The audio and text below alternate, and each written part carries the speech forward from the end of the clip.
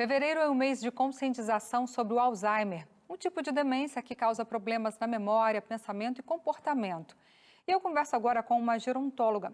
Gerontologia, gente, é a ciência que estuda o processo de envelhecimento em suas dimensões biológica, psicológica e social.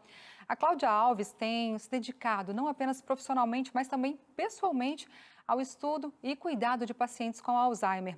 Sua mãe foi diagnosticada com a doença há alguns anos e desde então a Cláudia tem compartilhado sua jornada nas redes sociais, oferecendo apoio e orientação para outros que enfrentam desafios semelhantes. Sua combinação única de experiência pessoal e conhecimento profissional lança uma luz valiosa sobre a convivência e os cuidados para as pessoas afetadas pelo Alzheimer. Olá, Cláudia, seja bem-vinda ao Revista. Boa noite. Oi, boa noite, prazer, muito obrigada pelo convite, Nós que é uma agradecemos. honra. Nós que agradecemos, viu? Como foi a sua jornada ao descobrir assim que a sua mãe tinha Alzheimer e como isso influenciou sua decisão de se tornar uma especialista aí na área? Então, na verdade, quando eu descobri o Alzheimer da minha mãe, ela já não estava mais na fase inicial, porque a fase inicial é uma fase assintomática e poucas pessoas percebem, até mesmo os médicos, justamente por ser assintomática. Eu a levei no médico para fazer um exame de rotina e levei no neurologista, porque ela tinha depressão e eu achava que ela estava dormindo muito. Então, eu me surpreendi quando ele me falou que ela estava com Alzheimer e já numa fase moderada da doença. Eu tomei um susto, eu sou filha única, não fazia ideia, porque quando se fala em Alzheimer, a maioria das pessoas pensam logo em perda de memória, né? Mas o Alzheimer vai muito além da perda de memória. São perdas cognitivas, perda de autonomia e muito mais. Então, eu fiquei muito surpresa com tudo que eu estava vivendo, não sabia como lidar. Eu não tinha alternativa senão estudar.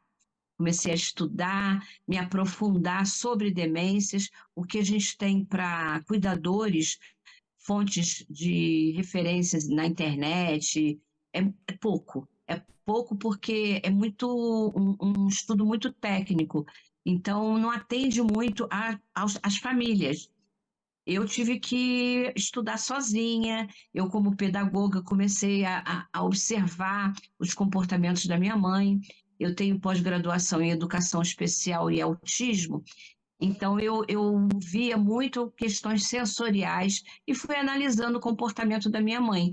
Dessa forma, depois de 6 anos, porque o diagnóstico foi em 2010, depois de 6 anos eu comecei a postar o nosso dia a dia nas redes sociais para ajudar outras famílias, para cuidarem de forma mais humanizada, porque a doença é muito desafiadora, é muito difícil cuidar e as famílias sofrem muito. Sim, sem dúvida.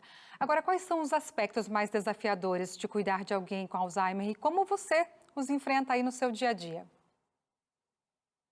Bom, os aspectos mais desafiadores são na hora do banho, na hora de dormir, na hora da alimentação e lidar com a agressividade.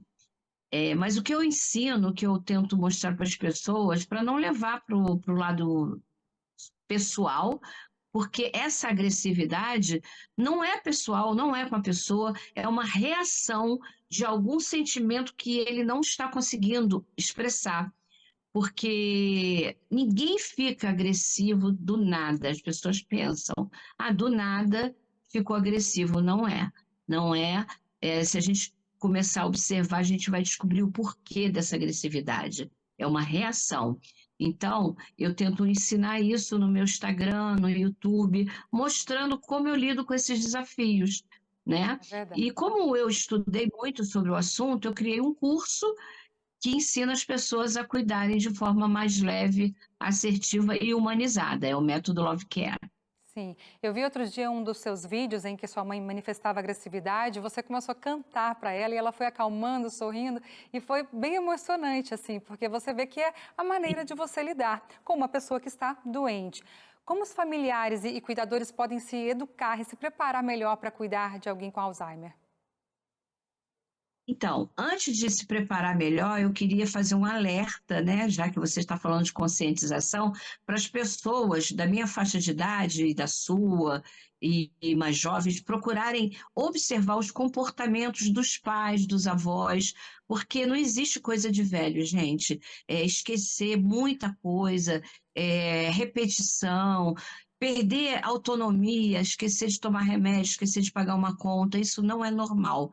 Então, o quanto antes você perceber um comportamento diferente, procurar ajuda de um neurologista, de um geriatra, para fazer essa avaliação. E depois da avaliação feita, estudar muito, aprender sobre a doença, porque o conhecimento salva. Porque é tão desafiador que você adoece se você não aprender a cuidar. É muito desafiador. É verdade, a informação é libertadora. E quais são algumas das estratégias eficazes assim para melhorar a qualidade de vida de alguém com Alzheimer? Então, primeiro é não confrontar. Se a pessoa está inventando alguma coisa, está contando uma história que não aconteceu, não discute, não tenta provar que ela está errada, porque ela pensa que isso é verdadeiro, então o confronto vai disparar um gatilho de agressividade. Isso é um ponto. A gente consegue perceber, depois que você observa muito seu familiar, você acaba descobrindo o que que deixa ele irritado, e com isso você pode evitar. E caso não seja possível, como aquele vídeo que você viu, aquele vídeo, a minha mãe pegou a minha bolsinha de remédios. Então eu tive que tirar da mão dela e ela ficou muito brava. E aí a única forma que eu tive de controlar, porque ela partiu para cima de mim com a bolsinha de remédio na mão, né? E eu comecei a cantar. E isso aí, na hora, ela mudou, na mesma hora ela mudou da raiva para o sorriso e para a emoção. E a música é uma forte aliada para esses momentos de agressividade. É.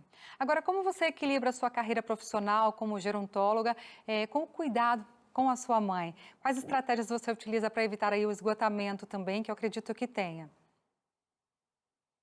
Como eu estou aqui conversando com vocês, eu trabalho de home office, eu tenho uma cuidadora que trabalha aqui no horário comercial, de segunda a sexta, e eventualmente ela dorme e para me ajudar mesmo, né?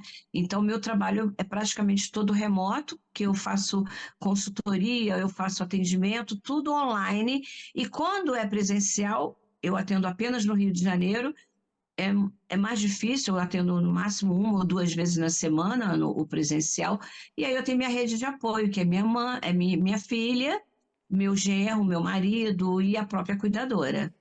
Que legal. Olha, um abraço grande para você, força e parabéns por você utilizar todo esse teu conhecimento e até de certa forma o sofrimento para ajudar outras pessoas, tá? Ó, o Instagram dela tá aqui para quem quiser seguir e saber mais dicas lá, ver os vídeos com a mãe dela, Dona Francisquinha, e manda um beijo para ela também, um beijo para você, Cláudia, tudo de bom. Mando, muito obrigada, foi um prazer falar para vocês. Tá bom, tchau, tchau, brigadão.